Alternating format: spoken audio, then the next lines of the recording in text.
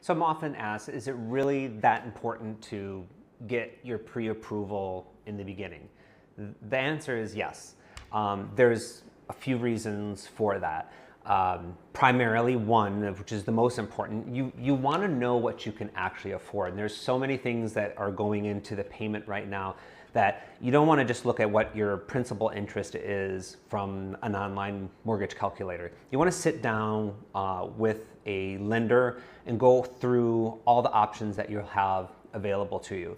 So in addition to the principal and interest, you're looking at adding in your insurance, which is a whole nother conversation of you need to start shopping for insurance in the beginning, not at the end after you're under contract, so you know what you're getting into.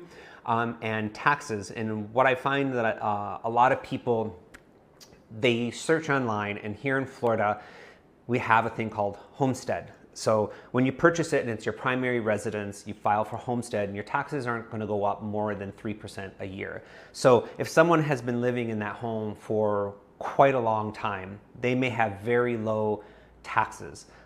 So when you're searching on the online portals that are out there and you see something that says homeowners taxes are $3,000 a month or a year, so you take that $3,000 for the year and you divide it and you put it into your mortgage calculator and you're like, wow, I can really afford this home.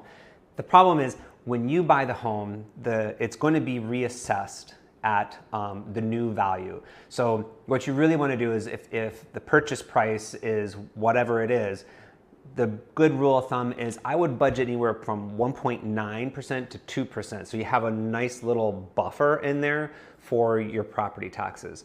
And then insurance is another thing, as it's all over the media, pretty much everywhere. Almost 50% of the country has some type of environmental concern. So insurance is become, a challenge almost. So you also want to look at that as what the insurance is going to cost you on a monthly basis. And I would also say that you probably want to budget probably 2%.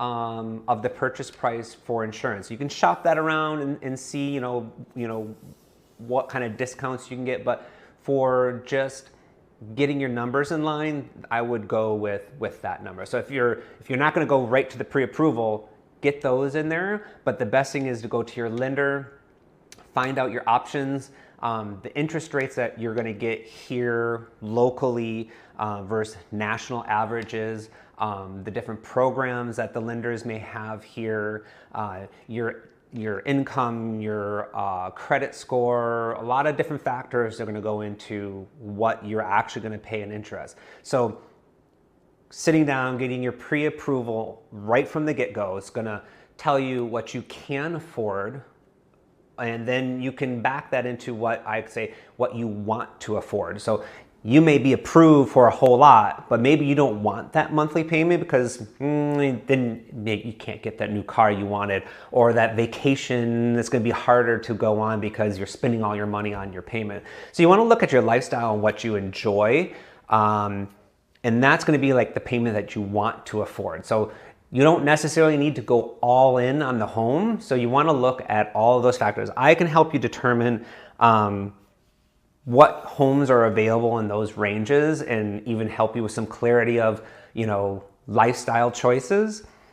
Then you want to sit down right away with a lender. And I have plenty of lenders I can refer you to so you can compare. But that's the biggest thing. It's the most important. And then what you'll hear other people say is, oh, it shows you're serious to a seller when you're making an offer. The fact of the matter is, in Florida, you're not submitting a purchase offer without a pre-approval. I get a pre-qualification, that's nothing. It doesn't mean anything. They haven't looked at anything.